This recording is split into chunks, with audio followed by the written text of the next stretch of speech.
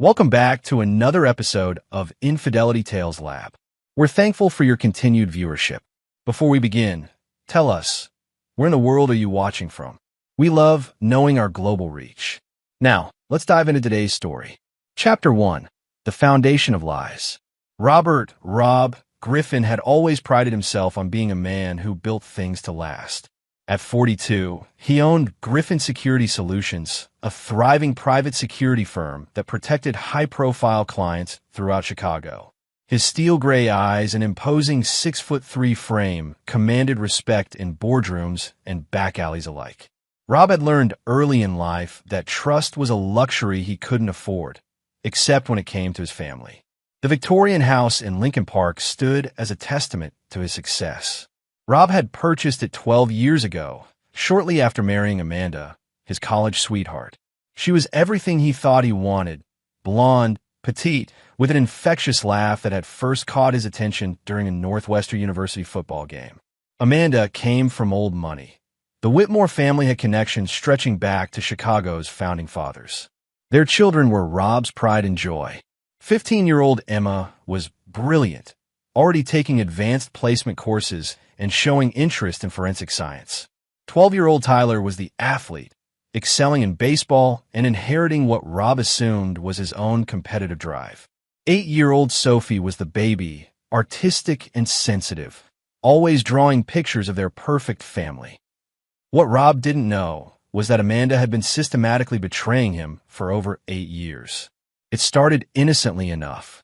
Amanda had reconnected with Kyle Morrison, her high school boyfriend, through social media when Sophie was just 6 months old. Kyle was everything Rob wasn't, smooth-talking, effortlessly charming, and unemployed more often than not. He worked sporadically as a personal trainer and bartender, living off his trust fund and various women who found his perpetual bad boy act irresistible. Amanda told herself it was just friendship at first. Coffee meetings turned into lunch dates, which evolved into afternoon encounters at Kyle's downtown loft. By the time Sophie turned 2, Amanda was deeply entangled in an affair that would eventually consume her marriage entirely. Kyle had a particular talent for manipulation. He understood Amanda's frustrations with Rob's long work hours and demanding personality. While Rob built his business empire, Kyle whispered sweet lies about how Amanda deserved better, how she was too special to be trapped in a suburban life with a man who valued security over spontaneity. The affair wasn't just emotional, it was vindictive. Kyle encouraged Amanda to see Rob as the enemy, the obstacle standing between her and true happiness. They began meeting in their own home when Rob traveled for business. Kyle would use Rob's shower, eat his food, sleep in his bed, and corrupt his children's mother just feet away from their innocent bedrooms. Rob, meanwhile, worked tirelessly to provide for his family. His security firm had expanded to include corporate espionage prevention, personal protection for celebrities, and consultation for law enforcement. He employed former military personnel, ex-cops, and intelligence operatives. His network of contacts stretched from City Hall to the FBI's Chicago field office. Every night, Rob came home expecting to find his sanctuary. Amanda played her part perfectly, the devoted wife who had dinner ready, helped with homework, and maintained their social calendar. She was a master actress, able to compartmentalize her double life with disturbing ease. The children, unknowing pawns in their mother's deception, began unconsciously picking up Kyle's mannerisms and phrases. Emma started using expressions that Rob didn't recognize. Tyler developed a casual attitude toward authority that seemed foreign to Rob's military-influenced parenting style. Sophie drew pictures of a mysterious friend who visited when Daddy was away. Rob attributed these changes to normal childhood development, never suspecting that another man was actively influencing his children's upbringing. Amanda made sure Kyle was always gone before Rob returned from trips, covering her tracks with practiced precision. But Amanda and Kyle weren't content with just the affair. They began planning for a future together, one that would leave Rob devastated and financially ruined. Amanda started documenting Rob's long work hours, his occasional displays of temper when stressed, and his strict parenting style. She was building a case for divorce that would paint her as the neglected wife and him as the absent, controlling husband. Kyle pushed for more aggressive moves. He suggested Amanda access Rob's business accounts, gather information about his clients, and create evidence of emotional abuse. Together, they developed a timeline for leaving Rob that would maximize Amanda's financial settlement and ensure she retained primary custody of the children. The irony wasn't lost on Kyle that he was plotting against a man whose profession was literally protecting people from threats like himself. But Rob's expertise in external security made him blind to the enemy already inside his walls. As Emma approached her 16th birthday, Amanda decided it was time to accelerate their plans. She and Kyle began discussing how to reveal the truth in a way that would completely destroy Rob's sense of reality. They wanted more than just a divorce. They wanted to watch him crumble. The idea for the birthday prank came to Kyle during one of their afternoon sessions. He had always been cruel, but this suggestion revealed a level of sadism that even Amanda hadn't fully grasped.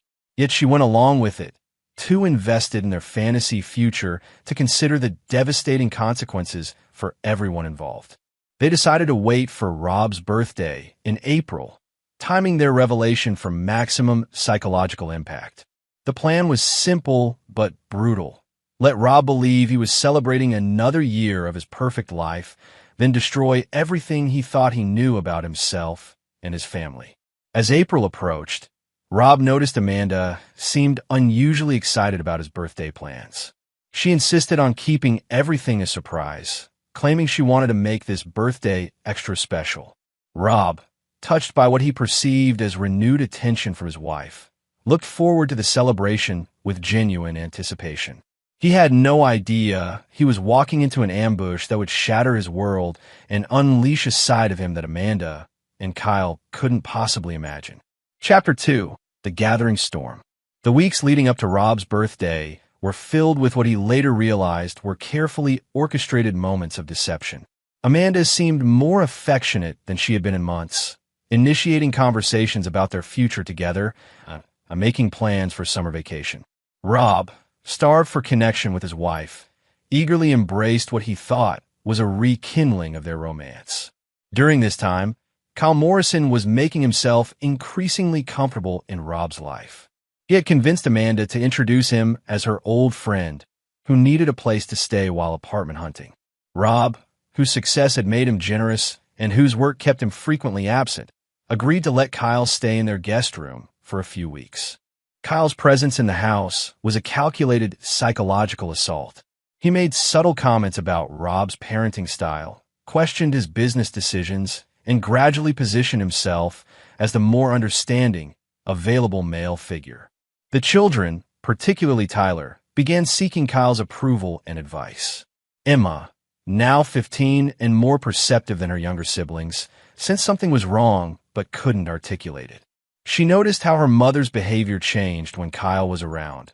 Amanda became giggly and animated in ways that seemed forced. Emma also observed that Kyle had an unsettling way of looking at her mother, like he owned something precious. Rob's business was experiencing significant growth during this period. He had just signed a major contract to provide security consulting for a high-profile corruption investigation involving city officials and organized crime figures. The case required extensive background checks, surveillance operations, and coordination with federal investigators. Ironically, while Rob was helping expose other people's secrets and betrayals, he remained oblivious to the conspiracy unfolding in his own home. His expertise in detecting deception was neutralized by his fundamental trust in Amanda and his assumption that his family was his safe harbor. Kyle, meanwhile, was gathering intelligence on Rob's business operations. He photographed documents left on Rob's home office desk, memorized the names of key clients, and even managed to overhear several sensitive phone conversations. Kyle's plan extended beyond just stealing Rob's wife. He intended to use inside information to damage Rob's professional reputation as well. Amanda provided Kyle with access to Rob's personal files, including tax returns, bank statements, and legal documents. They discovered that Rob's wealth was even more substantial than Amanda had realized. Griffin Security Solutions was valued at over $8 million, and Rob's real estate investments and retirement accounts pushed his net worth well into seven figures. This revelation made Kyle even more motivated to pursue their plan. He began pressuring Amanda to move faster, arguing that Rob might discover their affair before they could maximize their financial advantage. Kyle's growing greed and impatience started to create tension between the lovers, but Amanda was too invested in their scheme to back down. During this period, Rob made a decision that would later prove crucial. He installed a comprehensive security system throughout the house. Ostensibly for protection, given his high-profile clients, the system included hidden cameras in common areas and sophisticated audio recording capabilities.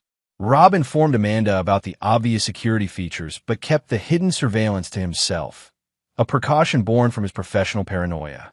The cameras captured everything: Amanda and Kyle's intimate conversations, their detailed planning sessions, and their mockery of Rob's trusting nature. Kyle's true character was revealed in these recordings as he described increasingly elaborate ways to humiliate and destroy Rob.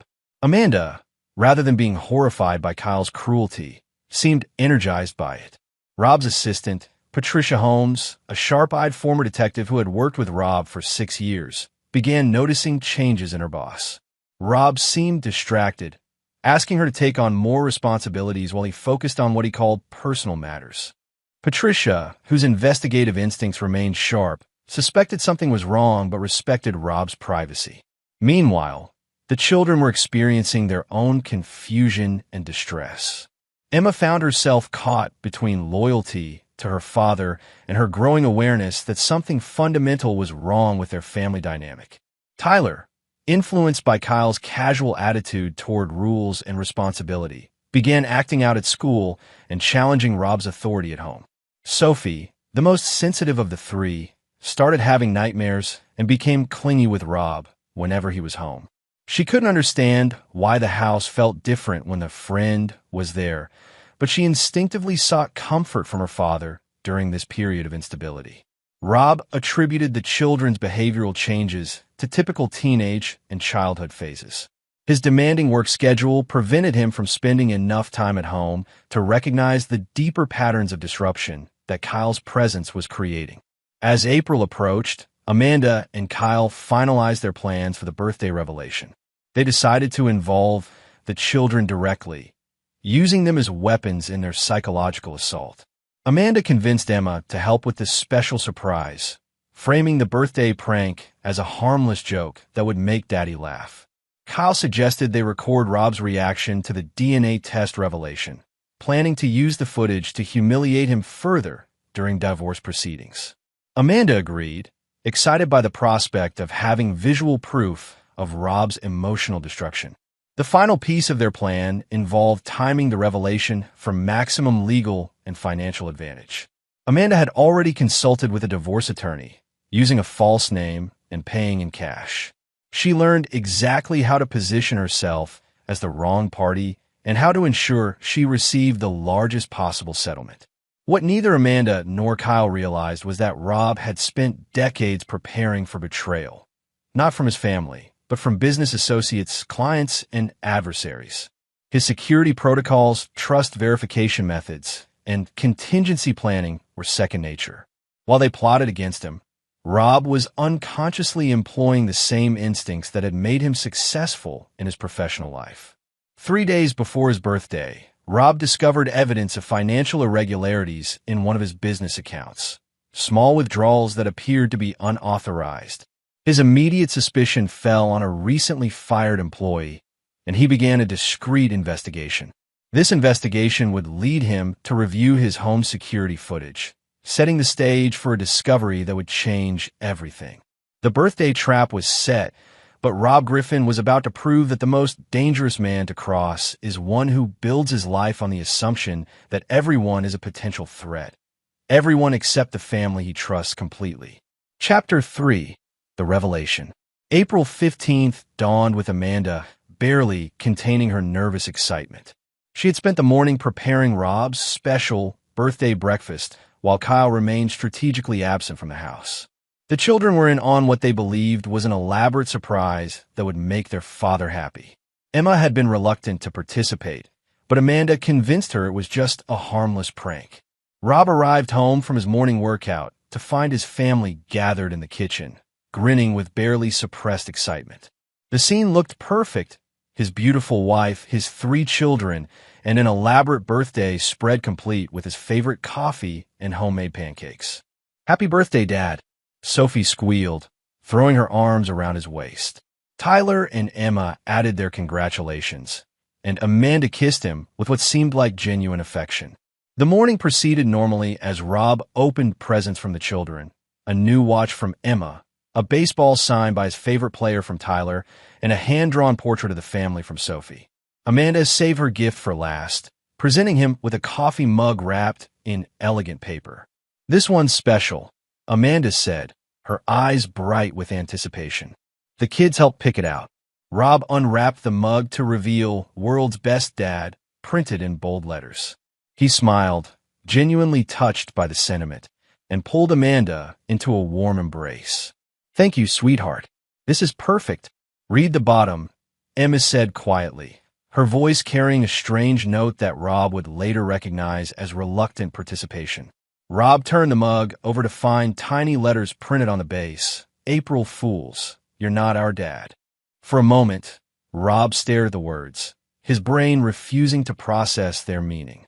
He looked up at his family, expecting to see sheepish grins and hear them shout, "Just kidding." Instead, he found Amanda's face transformed by an expression he had never seen before, cold, calculating, and oddly triumphant. "I don't understand," Rob said slowly, still holding the mug. Amanda reached into a manila envelope she had kept beside her chair and withdrew 3 DNA test results. Her hands trembled slightly, but her voice was steady. "All 3 kids belong to my ex-boyfriend," she announced, the words hanging in the air like poison gas. The silence that followed was broken only by Sophie's confused whimper. Tyler looked between his parents with growing alarm, while Emma stared at the floor, clearly regretting her participation in what she now understood was not a harmless prank. Rob's mind, trained by years of crisis management and threat assessment, went completely blank for several seconds. Then, with mechanical precision, he set down the mug and extended his hand for the DNA results. The documents were professionally prepared, comparing his DNA profile with each child's. The results were unambiguous. Probability of paternity, 0%. Rob Griffin was not the biological father of Emma, Tyler, or Sophie. "How long?" Rob asked, his voice unnaturally calm. "Emma was 6 months old when Kyle and I reconnected," Amanda said, her earlier nervousness replaced by what appeared to be relief. "Tyler and Sophie, they've always been his." Rob looked at his children, or rather, the children he had raised, loved, and considered his own for 15 years. Emma was crying silently. Tyler looked like he might be sick. Sophie clung to her mother's leg, sensing that something terrible was happening but not understanding what. "Where is he?" Rob asked. "Kyle? He's—" Amanda paused, realizing she was about to reveal more than she intended. "Here," came a voice from the kitchen doorway. Kyle Morrison stepped into view, leaning casually against the doorframe with a smug expression that Rob would remember for the rest of his life. "Surprise, Rob." The pieces clicked into place with devastating clarity. The house guest, the children's changing behavior, Amanda's recent mood swings, and secretive phone calls. Rob had been living with his wife's lover, supporting him, feeding him, and providing him with unlimited access to destroy their family from within. Rob stood slowly, his considerable frame casting a shadow across the kitchen table. Kyle, despite his bravado, unconsciously took a step back. There was something in Rob's eyes that triggered a primal survival instinct. "Rob, please," Amanda started, but he held up a hand for silence. "Kids, go to your rooms," Rob said quietly. "But Dad," Tyler began. "Go to your rooms." The command was delivered with military precision that brooked no argument. The children scattered, Emma helping guide a sobbing Sophie upstairs. Once they were alone, Rob turned his attention to Kyle. "You've been living in my house For 3 months, Kyle replied with a grin. Nice place. Great shower pressure. Rob's hands clenched into fists, but his voice remained eerily controlled. And you've been fucking my wife in my bed. Among other places, Kyle said, his arrogance overwhelming his survival instincts. She's quite enthusiastic when she's not pretending to be the perfect suburban housewife. Amanda looked horrified by Kyle's crudeness, but it was too late to control the situation now. Rob nodded slowly, processing this information with the same methodical approach he used for complex security assessments. I see. He walked to his home office, leaving Amanda and Kyle in the kitchen. They heard him making a phone call, his voice too low to make out the words. When he returned 5 minutes later, he was carrying a briefcase. Amanda, you're going to receive an email within the hour, Rob said. I suggest you read it carefully. What kind of email? She asked, her newfound confidence beginning to waver. Divorce papers, custody petitions, fraud charges. The usual documentation when someone discovers they've been systematically robbed and betrayed for 8 years. Kyle laughed. Good luck proving fraud, old man. Amanda's been the perfect wife and mother. Any court will see that. Rob turned to Kyle with the kind of smile that had made hardened criminals nervous during his law enforcement consulting work. Kyle Morrison, born August 12, 1981. Last known address before moving into my guest room was a studio apartment in Wicker Park, evicted 3 months ago for non-payment. Current employment status, unemployed. Trust fund depleted as of December 2023 due to gambling debts. Kyle's smirk faded. How do you? Criminal history includes 2 DUIs, 1 domestic violence charge that was dropped, and 3 restraining orders filed by former girlfriends. Most recently, Sarah Chun, who you stalked for 6 months after she ended your relationship. Amanda stared at Kyle in shock. These details had never come up in their conversations. I run a security firm, Kyle. Background checks are what I do for a living. Rob opened his briefcase and withdrew a thick folder. This is everything about you going back to high school. Your relationship patterns, your financial irresponsibility, your propensity for violence when you don't get your way. Rob turned to Amanda. And this folder contains documentation of every lie you've told me over the past 8 years. Every fake girls' night out. Every fabricated work obligation. Every time you used our children as alibis while you were betraying our family. Amanda's face had gone pale. You've been spying on us? I've been protecting my assets, Rob corrected. Something I should have done more thoroughly years ago. Kyle stepped forward aggressively. You can't prove anything, and you can't stop us from being together. Amanda loves me, not you. Rob's smile widened. Kyle, do you know what I discovered when I reviewed the footage from my security cameras this morning? The blood drained from Kyle's face. Everything. Your planning sessions. Your mockery of my trust. Your detailed discussions about how to destroy me financially and emotionally. Your suggestions about using my children as weapons. Rob paused. And your confession to several felonies, including identity theft and credit card fraud. Amanda sank into a chair, the full scope of their exposure beginning to dawn on her. But here's my favorite part, Rob continued, his voice gaining an edge that made Kyle unconsciously step back again. Your detailed plan to humiliate me with this birthday surprise, including your intention to record my reaction and use it against me in court. Rob reached into his briefcase and withdrew a tablet, showing them a freeze frame of themselves from the previous evening, clearly identifiable as they discussed their final preparations. Guess what, Kyle? I've been recording too. The kitchen fell silent except for the sound of Sophie crying upstairs. Rob closed his briefcase and headed for the door. Where are you going? Amanda called after him. Rob paused in the doorway. To destroy you both. Completely and permanently. The front door closed behind him with a finality that made Amanda realize she had just awakened something in her husband that she never knew existed, and that Kyle had seriously underestimated the man whose life they had chosen to demolish. Within 30 minutes, Amanda's phone buzzed with an email notification. The message was from Rob's attorney and contained legal documents that would begin the systematic dismantling of everything she thought she had gained through her betrayal. But that was just the beginning. Chapter 4. The Architect of Ruin. Rob drove to his office in downtown Chicago with the methodical calm of a man who had just shifted from victim to predator. The emotional devastation of the morning's revelation was contained in a locked compartment of his mind, set aside while he focused on what he did best: systematic problem-solving and strategic retaliation. Griffin Security Solutions occupied 3 floors of a converted warehouse in the River North District. Rob's employees were accustomed to handling sensitive situations, but what their boss was about to unleash would test the limits of their professional discretion. Patricia Holmes was waiting in Rob's office when he arrived, her weathered face showing concern. As his right hand and former Chicago PD detective, Patricia had an intuitive understanding of when situations were about to become complicated. "The background check on Kyle Morrison is on your desk," she said without preamble, "along with some additional information you didn't request, but probably need to know." Rob settled behind his mahogany desk and opened the comprehensive file Patricia had compiled. Kyle's history was worse than even Rob had suspected. Beyond the criminal record and financial irresponsibility, Patricia had uncovered a pattern of predatory behavior toward wealthy women, psychological manipulation, and what appeared to be a systematic approach to infiltrating and destroying stable relationships. "He's done this before," Patricia observed, "3 times in the past 10 years. Always targets married women with significant assets.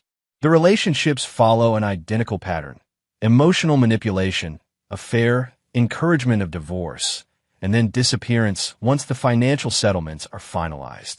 Rob absorbed this information without visible emotion. What happened to the previous targets? 2 divorces resulted in substantial settlements that Kyle helped spin into bankruptcy. The third woman, Jennifer Walsh, committed suicide 6 months after Kyle disappeared with her money. The temperature in the office seemed to drop 10 degrees.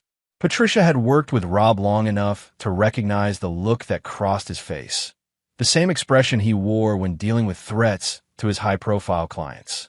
"Give me everything on Jennifer Walsh. Medical records, police reports, witness statements." "And Patricia?" Rob looked up from the file. "This is now a Priority 1 investigation. Full resources." "What's the assignment?" Patricia asked, though she suspected she already knew. "Total destruction. Legal, financial, social, and psychological. I want Kyle Morrison and my wife to understand what happens when someone mistakes my kindness for weakness." Patricia nodded grimly. She had been waiting for someone to make this mistake. "What about the kids?" For the first time that day, Rob's composure cracked slightly. "They're victims in this, but they're also not mine, and Amanda's going to learn that actions have consequences that extend beyond just her own life." Rob spent the next 4 hours with his senior team, laying out a comprehensive strategy that would utilize every aspect of his firm's capabilities. His employees included former FBI agents, retired military intelligence officers, ex-prosecutors, and specialists in financial forensics. What they were about to undertake went far beyond standard divorce proceedings. The first phase involved legal maneuvering. Rob's attorney, Martin Kellerman, had already filed emergency motions for asset protection, immediate separation, and full custody pending DNA verification. But Kellerman was also implementing more aggressive strategies designed to expose Amanda's adultery in the most damaging ways possible. "We're filing for divorce on grounds of adultery, fraud, and emotional cruelty," Kellerman explained during their afternoon meeting. "The DNA evidence, combined with your security footage, gives us an overwhelming case. Amanda will be lucky to receive minimal support, and Kyle can be charged with several felonies." "That's not enough," Rob replied. "I want them to wish they had never been born." The second phase involved financial warfare. Rob's forensic accountants discovered that Amanda had been slowly siphoning money from their joint accounts to fund her lifestyle with Kyle. More damaging, she had used Rob's business credit cards to pay for hotel rooms, expensive dinners, and gifts for her lover. But Rob's most devastating discovery came from his cybersecurity team. Kyle had been using Rob's home internet to access his own accounts, leaving a digital trail that revealed the full scope of his criminal activities. Kyle had been running credit card scams, identity theft operations, and online fraud schemes, all from Rob's house, potentially implicating Rob in federal crimes. He's been using your home as his base of operations for multiple felonies, explained Marcus Chun, Rob's head of cybersecurity. We have evidence of over $200,000 in fraudulent transactions, all traceable to IP addresses from your home network. Rob smiled for the first time that day. That gives us leverage. The third phase was psychological warfare, and this was where Rob's skills as a security consultant became truly dangerous. He understood how to identify vulnerabilities, exploit weaknesses, and create maximum psychological pressure. Kyle Morrison thought he was dealing with a cuckolded suburban husband. He had no idea he was now the target of a man who had spent 2 decades learning how to neutralize threats from every angle. Rob's investigation revealed that Kyle's mother, Dorothy Morrison, was a devout Catholic living in a retirement community in Florida. She believed her son was a successful business consultant and sent him monthly checks from her Social Security to help with his investments. Kyle had been lying to his elderly mother for years while stealing her limited income. Amanda's parents, the prestigious Whitmore family, had never fully approved of Rob's working-class background. They tolerated him because of his success, but they had always hoped Amanda would find someone more suitable. They had no idea their daughter was destroying her marriage for a criminal who was using their family name to run con games. Both Kyle and Amanda had vulnerabilities that could be exploited through their social circles, professional contacts, and family relationships. Rob began planning a systematic campaign to expose them in every sphere of their lives. As the day progressed, Rob received regular updates on Amanda and Kyle's activities. His surveillance team reported that they had spent the afternoon at Kyle's apartment, apparently celebrating their successful revelation. They were observed drinking champagne and making phone calls to what appeared to be divorce attorneys and real estate agents. They think they've won, Patricia observed as she delivered the latest surveillance report. Let them think that for a few more hours, Rob replied. Tomorrow, they're going to discover what losing actually feels like. That evening, Rob returned to his house one final time. He had arranged for a moving crew to pack his belongings and transfer them to a secure location. He would never again sleep under the same roof as the people who had betrayed him. The children were in their rooms, confused and traumatized by the day's events. Rob knocked on each door, speaking briefly with Emma, Tyler, and Sophie. He explained that he would always love them, but their mother's choices had made it impossible for their family to continue as it was. Emma, mature beyond her 15 years, asked the question Rob had been dreading. "Are you going to try to get custody of us?" Rob looked at this girl he had raised from birth, seen through every milestone and challenge, and felt his heart break all over again. "I don't know, sweetheart. Legally, I have no rights. But I want you to know that none of this is your fault, and I will always be here if you need me." Amanda tried to intercept him as he left with his packed belongings, but Rob walked past her without acknowledgement. Kyle was nowhere to be seen, apparently having enough self-preservation instinct to avoid a direct confrontation. As Rob loaded his car, he noticed several neighbors watching from their windows. The Whitmore Griffin family had been pillars of the community, and news of their implosion would spread quickly through their social circles. This was exactly what Rob wanted: maximum visibility for Amanda's disgrace. The next morning, Amanda would wake up to discover that her comfortable world had been systematically dismantled during the night. Rob had spent 15 years building a life of security and stability. He would spend the next several months proving that he was equally skilled at destroying everything he had once protected. The war had begun, and Kyle Morrison was about to learn that he had chosen the wrong family to destroy. Chapter 5: The Systematic Dismantling. Dawn broke over Chicago as Rob implemented the first phase of his comprehensive revenge strategy. While Amanda and Kyle slept peacefully in what was still technically Rob's house, a series of carefully coordinated actions began to unravel their lives. At 6 a.m., federal agents raided Kyle's previous apartment based on evidence Rob had provided about his cybercrime activities. Kyle's former roommate, unaware that his internet had been used for identity theft and credit card fraud, was arrested along with 2 other men who had been unknowingly involved in Kyle's schemes. Simultaneously, Rob's attorney filed emergency motions with the Cook County Circuit Court. Amanda woke to find sheriff's deputies at her door with court orders freezing all joint bank accounts, credit cards, and investment portfolios. She was also served with a temporary restraining order requiring Kyle to vacate the premises within 24 hours. What the hell is happening? Kyle demanded as he read the legal documents over Amanda's shoulder. Rob is happening, Amanda replied, her voice shaking as the reality of her situation began to sink in. He's not just divorcing me. He's trying to destroy us. Amanda's first call was to the divorce attorney she had consulted weeks earlier. The lawyer's response was devastating. Mrs. Griffin, given the evidence your husband has presented, my firm cannot represent you. There are clear conflicts of interest, and frankly, your position is legally untenable. 3 other attorneys gave Amanda similar responses. Rob's legal team had been busy since dawn, sharing just enough information with major family law firms to create conflicts of interest that would prevent Amanda from obtaining quality representation. Meanwhile, Kyle discovered that his mother's monthly support checks had been frozen. Dorothy Morrison had received a detailed package from a concerned family friend containing evidence of Kyle's criminal activities, his lies about his career, and photographs of him with multiple women. The elderly woman, heartbroken and humiliated, had immediately contacted her bank to stop all financial support. But Rob's most devastating move targeted Amanda's family directly.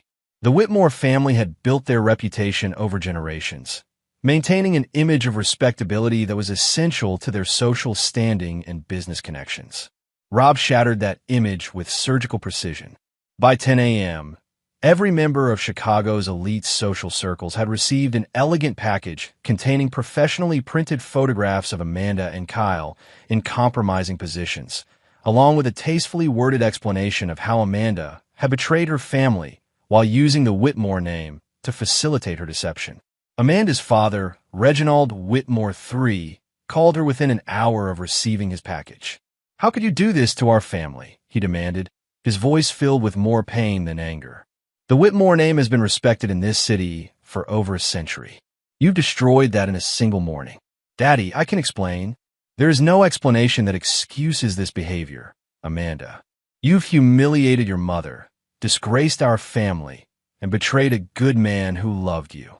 Do not contact us again until you've found some way to repair the damage you've caused." The line went dead, severing Amanda's connection to the family wealth and social standing she had always taken for granted. Kyle fared even worse. Rob's investigation had revealed that Kyle was already on probation for his previous DUI conviction.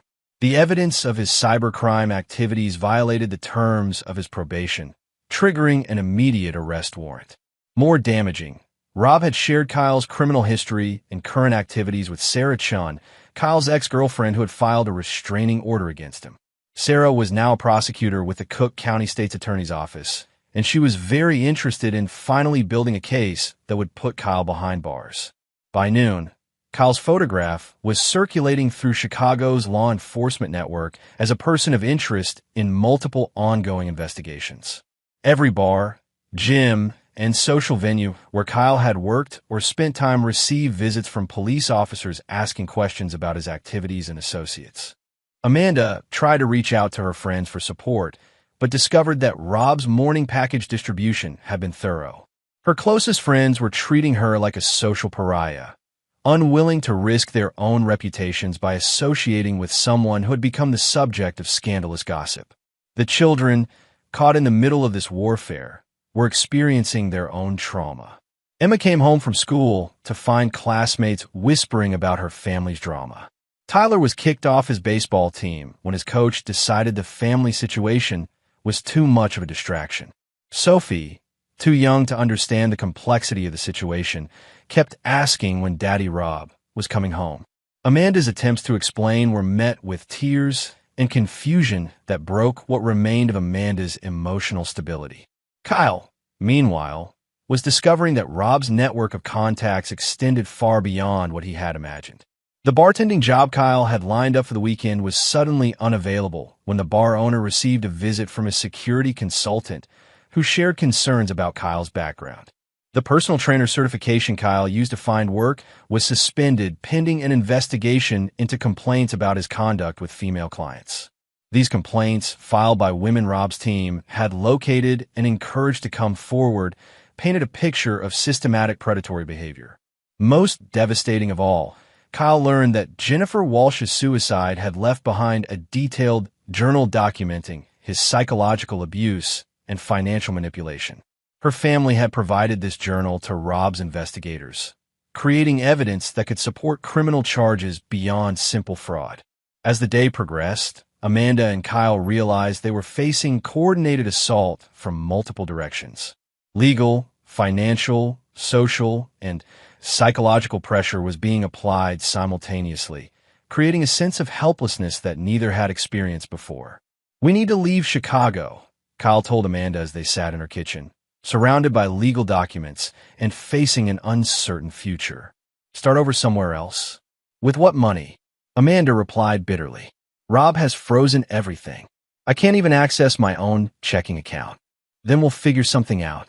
People bounce back from stuff like this all the time." Amanda looked at Kyle with growing clarity. For the first time, she was seeing him without the romantic filter that had clouded her judgment for years. He was a weak, selfish man who had led her into a disaster that was destroying everything she had built over 15 years of marriage. "This is your fault," she said quietly. "The DNA tests, the recording, the public humiliation, that was all your idea." Kyle's response revealed his true character. "You're the one who chose to cheat, Amanda. I just gave you the opportunity." As evening approached, Rob received status reports from all fronts of his campaign. Phase 1 had been executed flawlessly. Amanda was isolated. Kyle was facing multiple legal troubles, and their relationship was beginning to fracture under pressure. But Rob was just getting started. Phase 2 would target their ability to rebuild their lives anywhere, ensuring that their betrayal would follow them wherever they try to run. Patricia knocked on Rob's office door as he reviewed the day's accomplishments. "Kyle Morrison just contacted a bail bondsman. Looks like he's expecting to be arrested soon." Rob smiled grimly. "He's smarter than I thought, but not smart enough." Phase 2 would begin tomorrow, and by the end of the week, Amanda and Kyle would understand that crossing Rob Griffin had been the worst decision of their lives. Chapter 6: The Tightening Noose. 3 days after the birthday revelation, Amanda sat in a cramped studio apartment in Uptown, the only place she could afford with her frozen assets and destroyed reputation. Kyle had been arrested the previous evening on federal cybercrime charges, and Amanda was finally grasping the full scope of Rob's methodical destruction of their lives. The arrest had been particularly humiliating. Federal agents had waited until Kyle was leaving his favorite bar, where he had been loudly complaining to anyone who would listen about Rob's vindictive behavior. The arrest was conducted in full view of Kyle's social circle, ensuring maximum publicity for his downfall. Amanda's temporary attorney, a recent law school graduate who was the only lawyer willing to take her case, delivered devastating news during their morning meeting. "Mrs. Griffin, your husband's evidence is overwhelming," the young lawyer explained. "The DNA tests, the surveillance footage, the financial records, there's no defense strategy that could minimize your liability. Your best option is to accept whatever settlement offer he makes." "What kind of settlement?" Amanda asked, though she dreaded the answer. "Given the circumstances, you might receive minimal spousal support for a limited time period. The house, the savings, the investment accounts, all of that will likely go to your husband. And regarding custody of the children," Amanda's blood ran cold. "What about custody?" "Legally, Mr. Griffin has no parental rights since he's not the biological father. However, he's filed motions claiming that your adultery and deception constitute child endangerment. If successful, this could impact your custody arrangement with the biological father." The irony was devastating. Amanda had spent years planning to take Rob's money and children, only to discover that her betrayal had eliminated both possibilities. Meanwhile, Kyle was learning about Rob's reach from his jail cell. His cellmate, a career criminal named Marcus Williams, had an interesting story to share. "You picked the wrong guy to screw with," Marcus told Kyle during their first night together. "Word on the street, is that Griffin has connections with everyone from the FBI to the Chicago outfit. My cousin works security at the federal building, and he says your case has been fast-tracked. Kyle scoffed. He's just a private security guy. How much pull could he really have? Marcus laughed.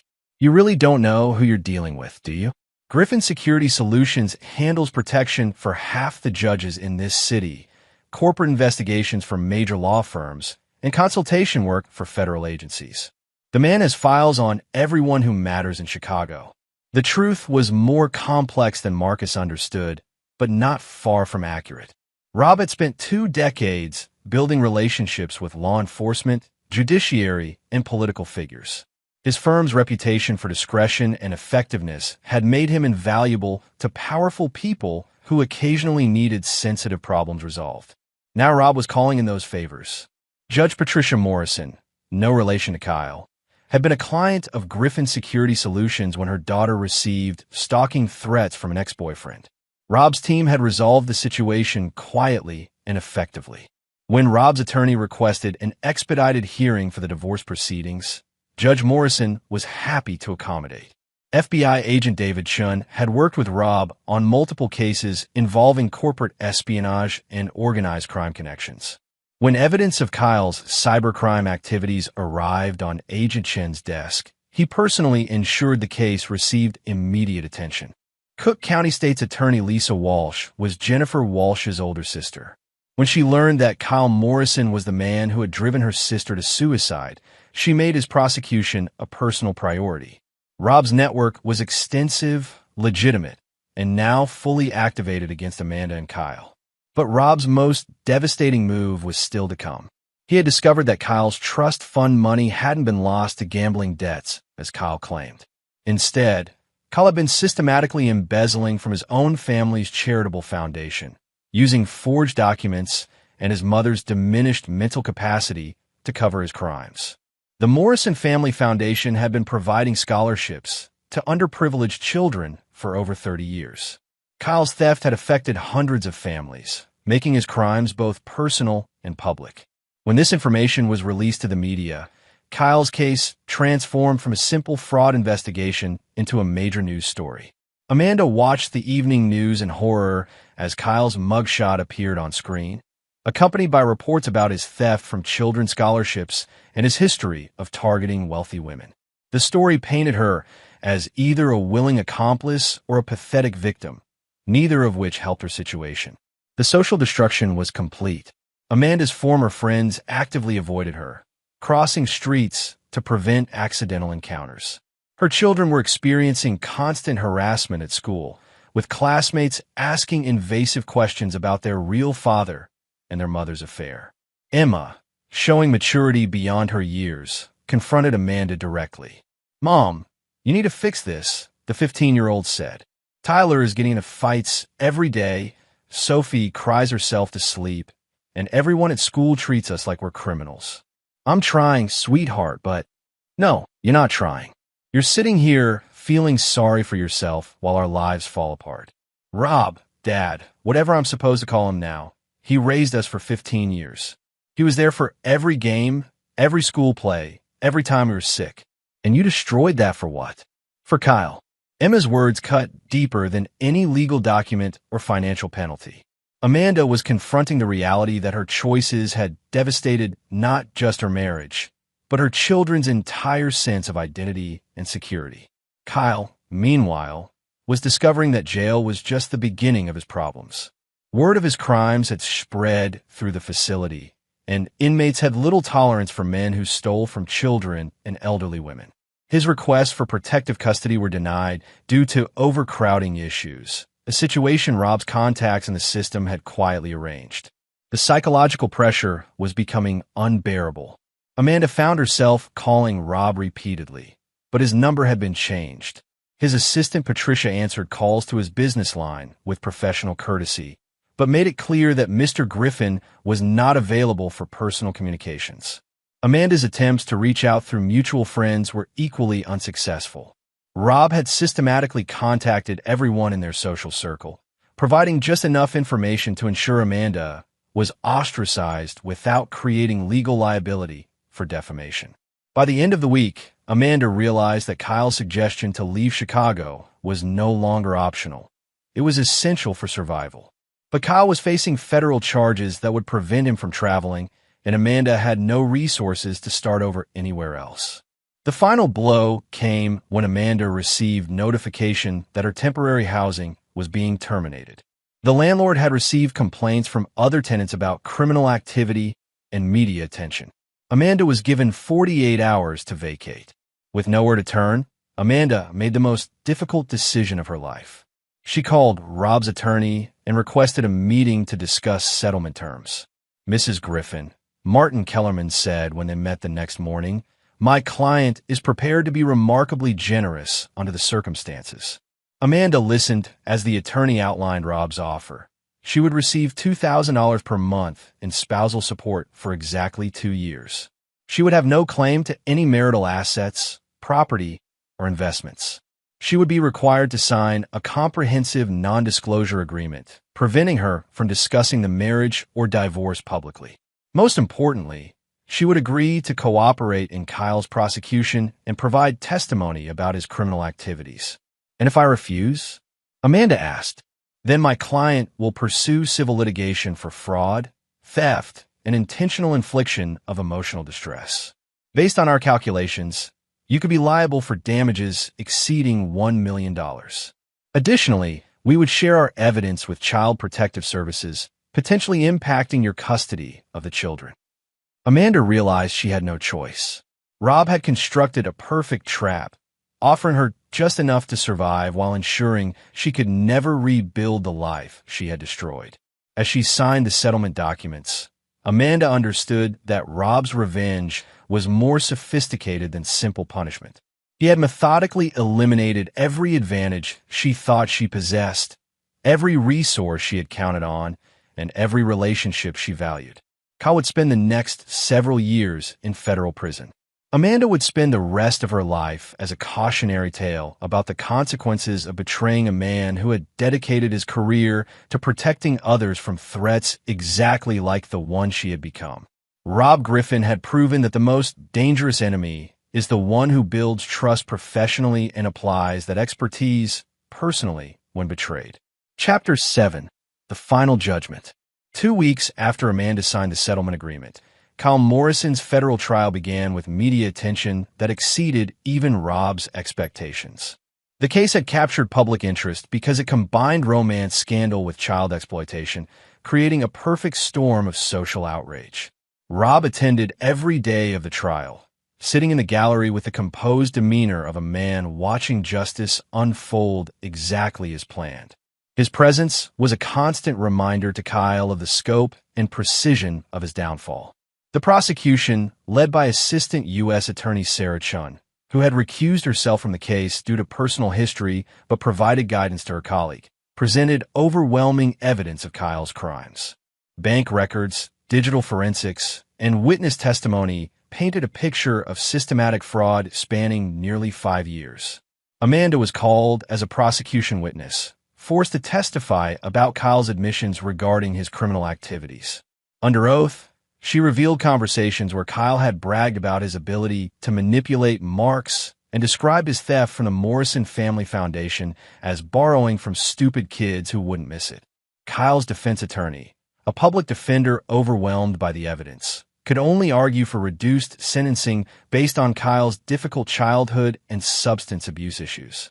The strategy backfired when the prosecution presented evidence that Kyle had fabricated most of his sob story, including claims about an abusive father who had actually died heroically while serving as a firefighter.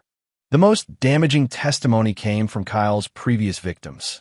Rob's investigators had located 6 women whom Kyle had systematically defrauded over the past decade. Their stories revealed a pattern of predatory behavior that went far beyond simple financial crimes. Jennifer Walsh's sister, Lisa, delivered victim impact testimony that left the courtroom in stunned silence. She described finding Jennifer's body, reading her sister's journal documenting Kyle's psychological abuse, and living with the knowledge that her sister's death could have been prevented if Kyle's pattern had been exposed earlier. Kyle Morrison is a predator who destroys families for sport, Lisa testified. He doesn't just steal money. He steals hope, trust, and in my sister's case, the will to live. Rob had orchestrated every aspect of the trial's coverage, ensuring that Kyle's conviction would be both legally complete and socially devastating. Local news outlets received regular updates about the proceedings, with particular emphasis on Kyle's theft from children's scholarships and his role in Jennifer Walsh's suicide. The trial lasted 6 days. The jury deliberated for less than 3 hours before returning guilty verdicts on all counts: wire fraud, identity theft, money laundering, and racketeering. Kyle Morrison was sentenced to 12 years in federal prison with no possibility of parole. As Kyle was led away in shackles, he looked directly at Rob for the first time since the birthday revelation. The expression on Kyle's face was pure hatred mixed with grudging respect for an adversary who had outplayed him completely. Amanda watched from the gallery as the man she had sacrificed her family for was reduced to a number in the federal prison system. The reality of her situation crystallized. She had destroyed 15 years of marriage for a criminal who was now permanently removed from her life. But Rob wasn't finished with Amanda. Following Kyle's conviction, Rob implemented the final phase of his revenge strategy. He had been quietly building a case for custodial interference, arguing that Amanda's deception about the children's paternity constituted child abuse that warranted state intervention. The argument was legally complex but emotionally compelling. By lying about their biological father's identity, Amanda had deprived Emma, Tyler, and Sophie of their true family heritage while forcing them to maintain relationships based on false pretenses. Child Protective Services, armed with evidence Rob had provided, opened an investigation into Amanda's fitness as a parent. The investigation revealed concerning patterns: the children's behavioral problems since the revelation, their academic performance decline, and their expressed confusion about their identity and family relationships. Emma, now 16 and legally able to express her preferences, requested to remain with Rob despite the lack of biological connection. Tyler and Sophie, interviewed by court-appointed advocates, consistently expressed distress about their mother's deception and uncertainty about their future. The biological father, Kyle Morrison, was obviously unavailable to provide care from federal prison. His family, devastated by the revelation of his crimes and the destruction of their charitable foundation, wanted no involvement with his children. Rob's attorneys argued that he had been the children's de facto father for their entire lives, providing emotional and financial support while developing authentic parent-child relationships. Amanda's deception, they contended, should not be allowed to punish the children by severing their connection to the only father they had ever known. The custody hearing was unlike anything Amanda had experienced during the divorce proceedings. Instead of facing Rob's legal team, she was confronting child welfare advocates, family court psychologists, and her own children's expressed preferences. Emma testified on her own behalf, requesting continued contact with Rob while expressing anger toward her mother for lying about everything that mattered. Tyler, now 13 and deeply confused about his identity, told the court he wanted to maintain relationships with both Rob and Amanda, but needed time to understand who he really was. Sophie, too young for formal testimony, was interviewed by child psychologists who reported that she consistently referred to Rob as Daddy and expressed anxiety about living with Amanda without understanding why. The court's decision was unprecedented but legally sound. While Rob had no biological claim to the children, his role as their primary father figure for 15 years created a compelling interest in maintaining those relationships. Amanda would retain legal custody, but Rob was granted extensive visitation rights and shared decision-making authority for major life decisions.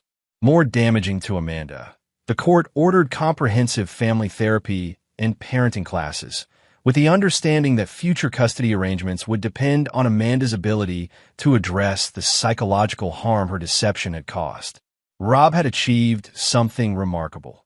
Despite having no biological relationship to the children, he had secured legal recognition as their father while ensuring Amanda would spend years proving her fitness as a parent. The final insult came when Amanda realized the financial implications of the custody arrangement. Rob's settlement offer had been calculated to provide minimal support, while the court order required him to continue contributing to the children's expenses he could control through his decision-making authority. Amanda was receiving $2,000 per month, while Rob maintained financial influence over the children's lives, creating a permanent reminder of her dependence on his generosity. 6 months after the birthday revelation, Amanda found herself living in a modest apartment in a distant suburb, working as a receptionist for a small business, and seeing her children according to a schedule determined by court order and Rob's availability. Kyle Morrison was serving his federal sentence while facing additional state charges related to the Morrison Family Foundation theft. His earliest possible release date was more than a decade away. Rob had returned to his successful business, purchased a new home in a prestigious neighborhood, and maintained active relationships with the children he had raised. His reputation, far from being damaged by the scandal, was enhanced by his measured response to betrayal and his commitment to the children's welfare. Emma chose to spend most of her time with Rob, effectively living with him while maintaining minimal contact with Amanda. Tyler split his time more evenly, but clearly looked to Rob for guidance and support. Sophie, still young enough to adapt, gradually adjusted to the new arrangement while maintaining love for both parental figures. The social consequences for Amanda were permanent. Her former friends treated her as a cautionary tale. Her family maintained distant but disapproving contact, and potential romantic partners were deterred by the dramatic circumstances of her divorce. Rob had proven that revenge could be both comprehensive and legal, both devastating and morally justified. He had protected himself, punished his betrayers, and secured his relationship with the children he loved, all while maintaining his reputation and professional standing. Amanda learned too late that destroying the life of a man whose profession was protecting others from destruction was not just unwise, it was impossible. Rob Griffin had spent 20 years preparing for threats, and when the threat came from within his own family, his response was everything his enemies should have expected and everything his former wife never saw coming. Chapter 8: The Reckoning. 1 year after the birthday revelation, Amanda sat in her cramped apartment reviewing the wreckage of her life with a clarity that only comes from complete defeat. The anniversary had passed without acknowledgement from anyone. Not the children, not her family, and certainly not Kyle, who was now serving his sentence in a federal facility in downstate Illinois. Her job as a medical office receptionist provided just enough income to cover her basic expenses, but the work was mindless and unfulfilling compared to her previous life as an affluent suburban housewife. Every day was a reminder of what she had lost: financial security, social standing, and most painfully, her children's respect and trust. Emma, now 17, had effectively severed their relationship. The teenager lived with Rob full-time, visiting Amanda only when court-ordered and maintaining cold, formal interactions that broke Amanda's heart. Emma's college applications listed Rob as her father, and she had legally petitioned to change her last name from Morrison back to Griffin. "You stole 15 years of my life by lying about who I was," Emma had told Amanda during their last meaningful conversation. "I don't know how to forgive that, and I don't know if I want to try." Tyler, now 14, was slightly more forgiving but remained deeply confused about his identity. He split his time between Amanda and Rob according to the court order, but Amanda could see that he viewed Rob as his real father regardless of biology. Tyler had started therapy to deal with his anger and confusion, and progress was slow. Sophie, now 9, had adapted with the resilience of childhood, but still asked uncomfortable questions that Amanda struggled to answer. "Why did you lie about Daddy Rob?" was a frequent refrain that never got easier to hear. Rob, meanwhile, had thrived in the aftermath of the scandal. His business had expanded significantly, partly due to the publicity surrounding his methodical handling of personal betrayal. Corporate clients appreciated working with a man who had demonstrated both discretion and effectiveness under extreme pressure. He had also begun dating Dr. Helen Rodriguez, a pediatric psychologist who specialized in family trauma. Helen had been recommended by the court to help the children adjust to their new reality, and her professional relationship with Rob had gradually evolved into something personal. Amanda learned about Rob's new relationship through social media posts shared by mutual friends who seemed determined to keep her informed of his happiness. The photos showed Rob and Helen at charity galas, Cubs games, and family dinners with the children, a new family unit that had formed around the ashes of Amanda's old life. The most painful images were those showing the children's obvious comfort with Helen. Emma hugged her in photos, Tyler sought her advice about school projects, and Sophie had started drawing pictures that included Dr. Helen as a permanent family member. Kyle's situation had deteriorated beyond Amanda's worst expectations. The federal conviction had been followed by state charges related to his theft from the Morrison Family Foundation. His mother had died while he was awaiting trial, some said from heartbreak over her son's crimes, leaving Kyle with no family support or financial resources. More damaging, Kyle had been attacked twice by fellow inmates who viewed child exploitation as unforgivable. His requests for protective custody had been denied due to administrative constraints that Amanda suspected were influenced by Rob's law enforcement connections. Kyle's letters to Amanda, smuggled out through other inmates' legal correspondence, painted a picture of a broken man facing the reality of his choices. He begged Amanda to visit, to put money in his commissary account, to provide some connection to the outside world. Amanda had visited Kyle exactly once, 6 months after his sentencing. The experience was horrifying. Kyle had lost significant weight. His arrogance had been replaced by desperate paranoia, and he spent their brief conversation begging her to find ways to appeal his conviction. "This is all your husband's fault," Kyle had insisted. "He set me up, manipulated the evidence, bought off the prosecutors. You have to help me prove it." Amanda realized during that visit that Kyle would never accept responsibility for his actions. Even facing 12 years in prison, he blamed everyone except himself for the consequences of his crimes. She never visited again. The most devastating aspect of Amanda's situation was her complete isolation. Her parents maintained minimal contact, sending birthday cards and Christmas gifts, but declining invitations to visit or spend time together.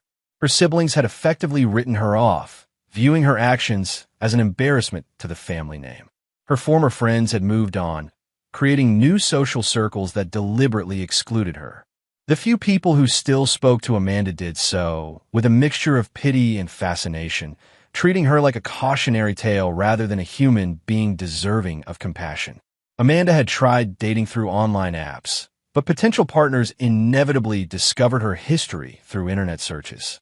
The combination of adultery, deception, and association with a convicted criminal made her radioactive in the dating market. The psychological toll was immense. Amanda spent hours replaying the decisions that had led to her downfall, trying to understand how she had mistaken Kyle's manipulation for love and Rob's devotion for oppression.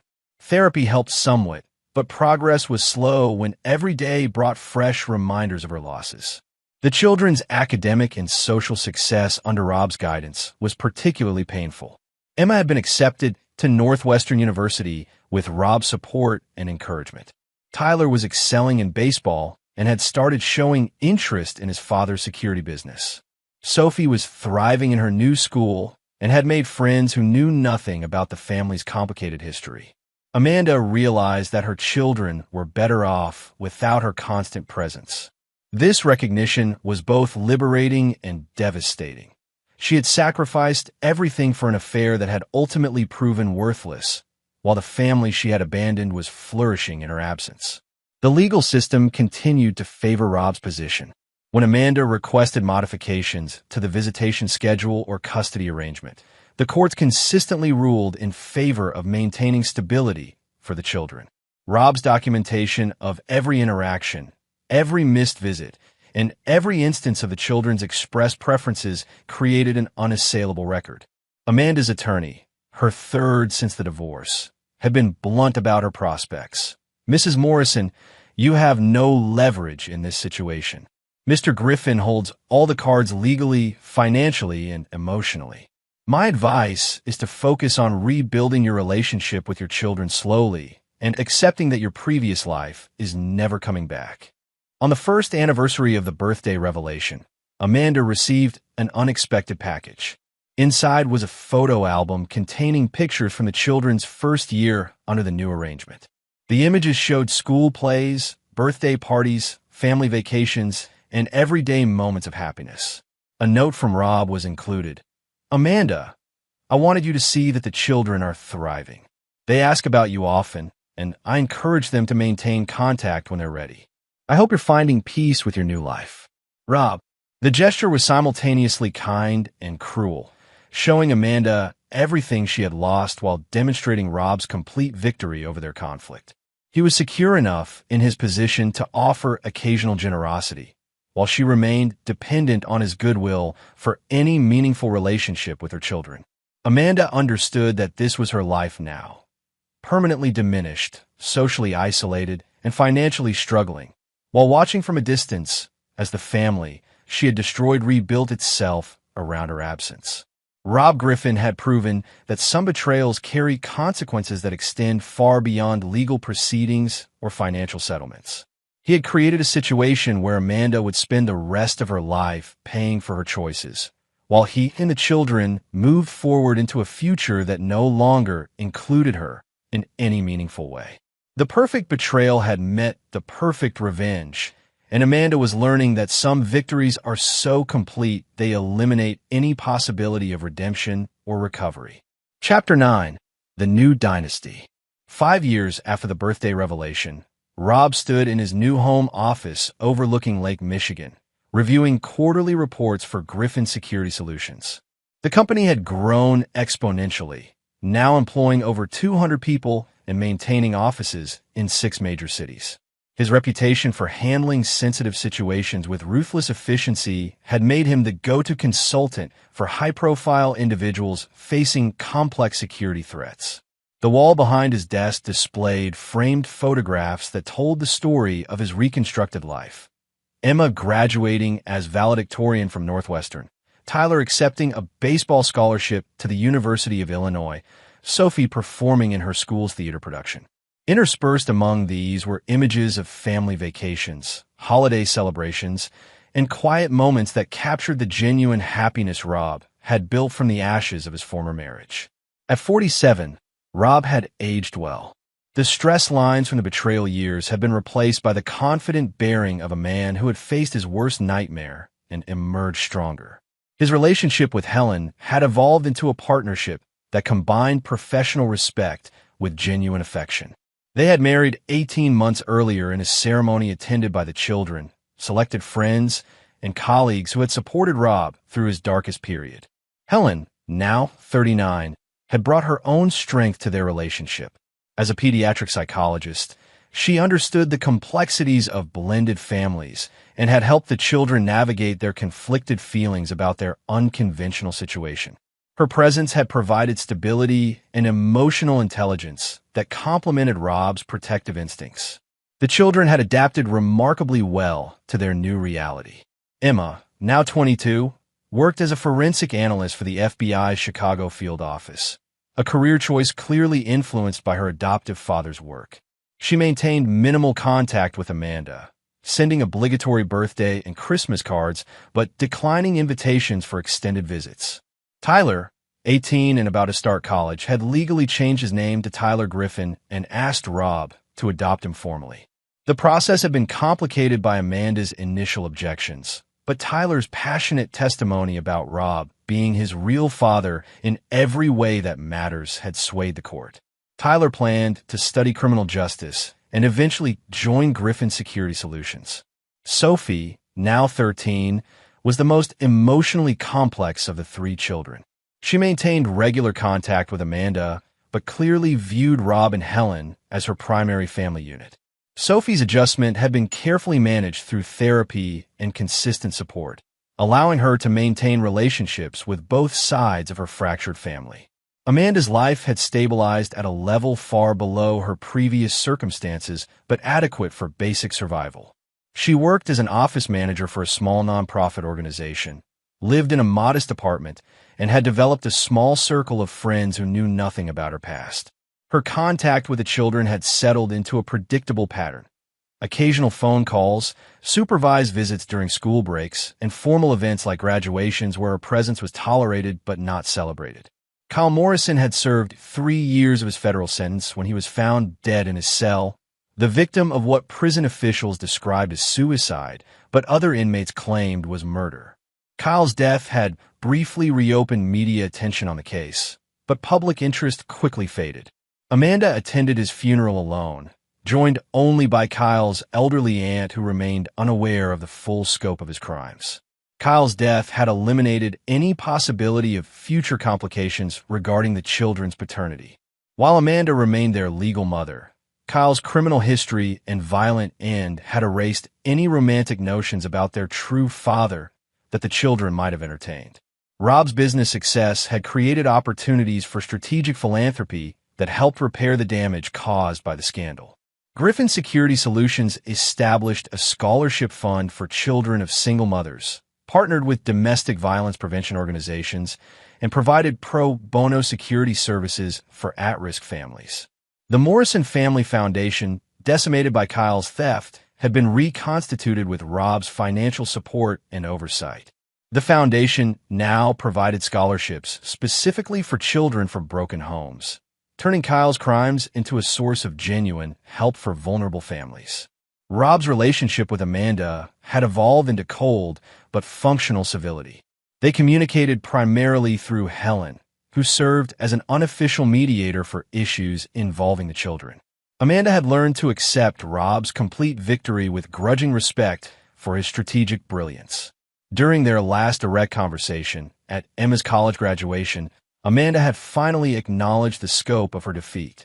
"You destroyed me completely," she had told Rob during a brief, private moment. "You destroyed yourself," Rob had replied. "I just made sure you understood the consequences. Do you ever regret how far you went?" Amanda had asked. Rob had considered the question seriously before answering. "I regret that it was necessary, but I don't regret protecting my children from the chaos you and Kyle created." The conversation had ended there, with both participants understanding that their conflict was permanently resolved in Rob's favor. Rob's success had attracted attention from former military colleagues and law enforcement officials who recognized his unique combination of strategic thinking and operational effectiveness. He had been quietly recruited to consult on national security matters, providing his expertise to government agencies facing complex threats. This work remained classified, but Helen understood that Rob's influence extended far beyond corporate security. He had become part of an informal network of specialists who protected American interests from sophisticated adversaries, a natural evolution of his talent for neutralizing threats.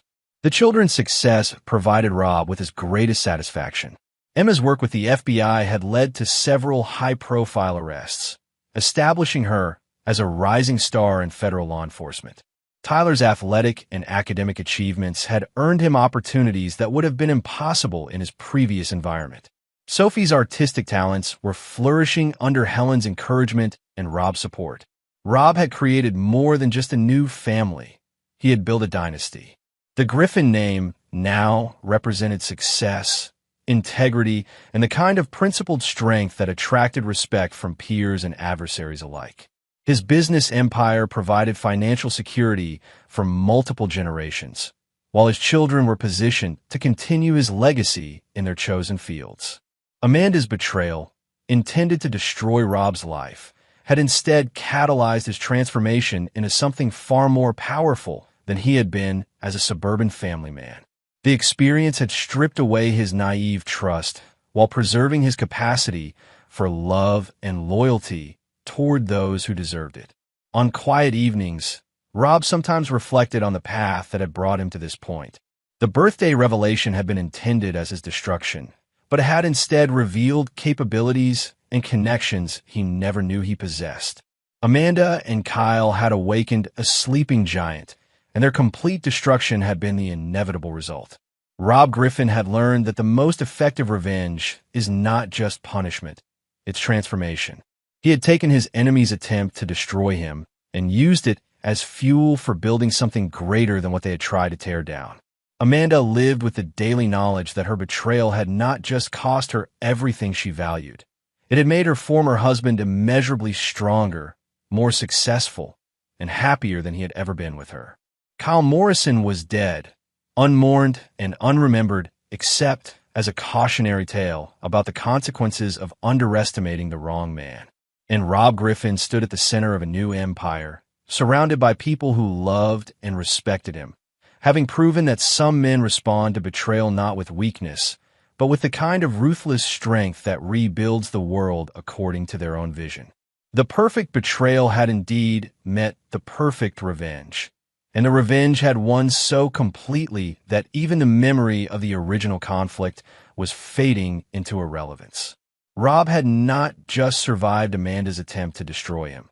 He had used her betrayal as the foundation for creating something infinitely better than what she had tried to take away. In the end, Amanda and Kyle had given Rob the greatest gift possible. They had shown him exactly how strong he could become when everything he thought he could trust was stripped away. And Rob Griffin had proven that a man who builds his life on the assumption that everyone is a potential threat is very difficult to surprise and impossible to defeat. Epilogue. 10 years after the birthday revelation, Amanda received a wedding invitation in her modest apartment. Emma Griffin was marrying a fellow FBI agent, and the ceremony would be held at Rob's lakefront estate. Amanda was invited as a courtesy, with the understanding that her attendance was optional and her role would be minimal. She sat in the back row during the ceremony, watching her eldest daughter marry a man who clearly adored her, in a setting that represented everything Amanda had lost. Rob walked Emma down the aisle, his pride evident as he fulfilled the role that biology said belonged to someone else, but circumstances had awarded to him. Helen stood beside Tyler and Sophie in the front row, the four of them representing the family unit that had risen from the ashes of Amanda's destructive choices. During the reception, Amanda observed the celebration from the periphery, noting how happy and successful her children had become under Rob's guidance. The contrast with her own diminished circumstances was painful but undeniable. As the evening concluded, Rob approached Amanda's table. After 10 years, he looked distinguished and confident, wearing success with the ease of a man who had earned everything he possessed. "Thank you for coming," he said formally. "It meant something to Emma to have you here." Amanda nodded, understanding that this moment represented the final closure of their conflict. Rob had won so completely that he could afford to be gracious to the woman who had once tried to destroy him. "She's beautiful," Amanda said, looking toward Emma as she danced with her new husband. "They all turned out so well." "Yes, they did," Rob agreed. "Despite everything, they turned out perfectly." The emphasis on "despite everything" was Rob's final reminder that Amanda's children had succeeded not because of her influence, but in spite of her betrayal. It was a gentle but unmistakable assertion of his complete victory. Amanda left the reception early, driving back to her small apartment with the knowledge that she had witnessed the final chapter of a story that had ended exactly as it should have. Rob Griffin had built something beautiful from the wreckage of her destructive choices, and her children were living proof that some men respond to betrayal by becoming better than their enemies ever imagined possible.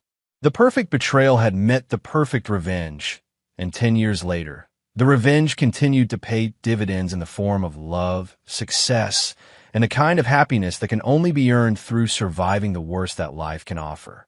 Rob Griffin had proven that the strongest men are forged in the fires of betrayal, and that the most devastating response to being torn down is to rebuild yourself into something your enemies could never destroy. Amanda Morrison learned too late that destroying a protector only works if you can ensure he never gets the chance to protect himself. She had awakened something in Rob Griffin that she never knew existed and spent the rest of her life paying the price for her miscalculation. In the end, the only winners were the children who gained a father strong enough to shield them from the consequences of their mother's choices, and Rob Griffin, who discovered that his capacity for strategic thinking and operational excellence extended far beyond his professional life. The betrayal was perfect, but the revenge was eternal. And there you have it. Another story comes to an end. What did you think? I'd love to hear your thoughts in the comments below. If you enjoy this story, consider joining our community by subscribing. It means the world to us. For more stories like this one, check out the recommended videos on screen. And I'll see you there.